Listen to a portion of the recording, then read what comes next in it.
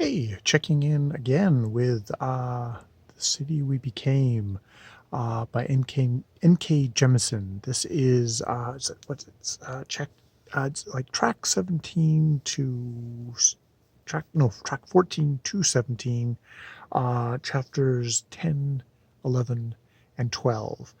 And in these chapters, we get Staten Island up on the roof, chatting with her mom, and learning a heck of a lot about her mom that she did not know. Her mom knew that she was trying to take off from her incredibly controlling father and incredibly controlling husband. That her mother was actually going to be going to art school, but she got pregnant. But it turns out what happened was she got pregnant and her father still, she's like, well, you could have still done the art school. It's like, yeah, but father didn't want me to. And then she ended up having an abortion. And then after that, her father was so heartbroken, she said, well, I guess I owe him. And so I guess that's how a Statly happened. A Staten Island happened. And yeah, so that really kind of breaks her mind. And she kind of has a little bit of a kinship moment with her mother about all this stuff and being kind of so messed up. Then they go downstairs, and her father has a friend over, this dude who is all tattooed, has square glasses, is very white. Gets introduced to him, doesn't really think much of it. At first I thought, oh, is this going to be San Paulo? I was like, no, it's some very white dude who is good friends with her father, who is a racist piece of shit. And later she goes out to use the swimming pool, which she won't use with a swimsuit because she just hates the idea of someone ogling her. And surprise, she doesn't notice him there before, but it's this friend of her father who is ogling her. And she notices he's got one of these white tendrils that the white lady seems to be placing in people. And he comes onto her in the most crudest way possible, grabs at her, and she suddenly channels her burrow energy and just kind of throws him across the pool deck and leaves. And goes out and kind of in this kind of agitated state. Okay, how does it work? Unfortunately, this is when San Paulo actually does say, oh, you know, I know you, and he's driving. It's like, get in the car. And she actually says, like, oh, she seems to kind of get the kinship thing of like a city thing, and is going to get in the car, but suddenly the white tendrils shoot up, separates them. His car is thrashed back. He does cut his way out, but by this point, the woman in white is there and saying that, oh, San Paulo is horrible. He's one of those other cities. He's bad news. And she sort of believes her because she's been educated that, like, oh, white, good, and foreign, not white, bad. And she's got all this bottled up rage because of what the asshole did to her, which you now think of. It's like, Miss White obviously propelled this guy forward into this. He had that rapist instincts already, but she propelled him in, primed her up, had her attacked, and now Paulo comes and she unleashes her rage on him, and she just absolutely freaking floors him. Also, a side effect, drives out Miss White, and suddenly there's just a woman with a spray-on tan and blonde hair there who kind of blinks and then wanders away. But it also breaks Paulo's bones, causes apparently destruction back in San Paulo because he's vulnerable being out of his city. He's not the powerhouse that he would be there, where she's just a humble borough, but it's her home territory. And so that's what that happens. Meanwhile, back at the Bronca's art gallery, she tells the three fellow boroughs, Manny, Queens, and Brooklyn, especially Brooklyn, to fuck off. She does not like them, you know. And there's this whole thing of like, the Bronx is always felt kind of put upon or something like that. Inter interborough rivalry and resentments and all that stuff. But she's got a friend from New Jersey who kind of talks her down. She's like, okay, get them to come back in an hour. It's a little bit more because she has to do media interviews about this whole break-in thing. And actually, Brooklyn, because she's a city councilor, does actually also give some interview clips, and like, we have to stay together, kind of support and all that. Why would this councilor from outside of the community be here? It's like, well, we need to be for support, and so that kind of goes a long way.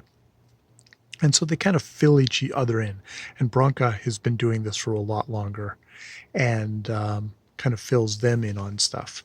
And it's like, oh, we need to find and heal the Avatar. And it's like, oh, we have had a vision of him. And then there's the whole thing about tiles, which apparently are very specific tiles, and they're able to locate those tiles. And like, oh, this is where he's at. Also in this, San Paulo gets brought in by another dude.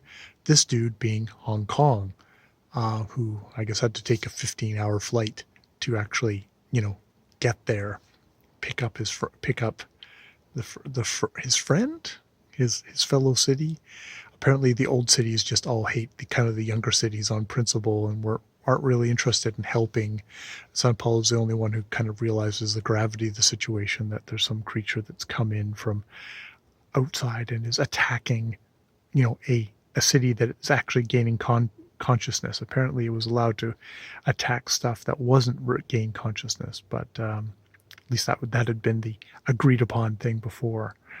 But they're able to revive him, and they figure out where he's at, and it's like, well, maybe we should get Staten Island, but they're like, and it turns out, oh, Staten Island is the one that did this to Sao Paulo, and there's sort of a thing of like, it's the most white bread, most xenophobic, most just sticking out for itself. The whole thing of raising the toll booth fare, so the riffraff from the Bronx wouldn't go to Staten Island. A lot of the stuff where you think of like, kind of, I think of the suburbs of places like Vancouver, where they don't want to pay for stuff because it's all the big city, inner city stuff, and they don't want to have to pay for it, and all that stuff is a bit of a separation thing and a little bit of racism thing, all that sort of stuff going in there. Oh, and I think there's also a thing of like, the rest of the place votes red, but it's all, blue. Is it blue? Democrat versus Republican. Staten Island is Republican, which is, basically it should be a code word at this point for racist motherfuckers, or at least xenophobic white motherfuckers. But so they figure out that, and it's like, okay, we're going to go try and find the Avatar. Meanwhile, back at the thing,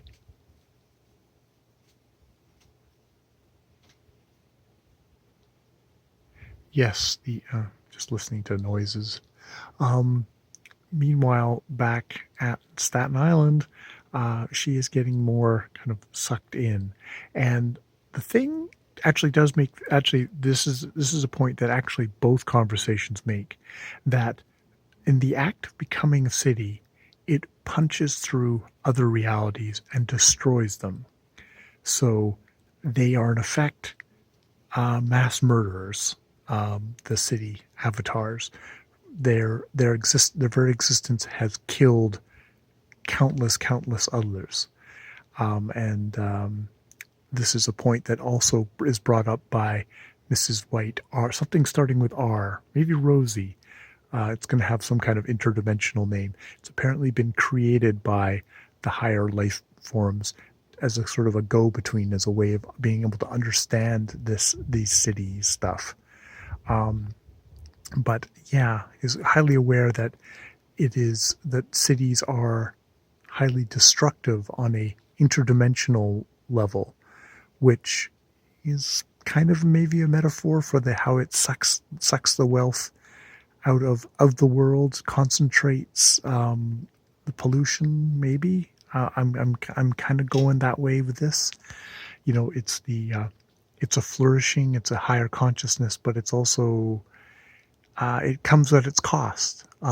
Industrialization. I am getting that kind of vibe from the idea of the city. So there might be a way that this creature may be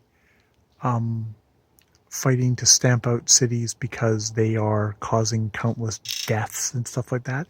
Though it seems to be augmenting all the worst horrible traits in human beings to do that. So, is it being ruthless, or is it kind of fundamentally an evil motherfucker? It's hard to tell.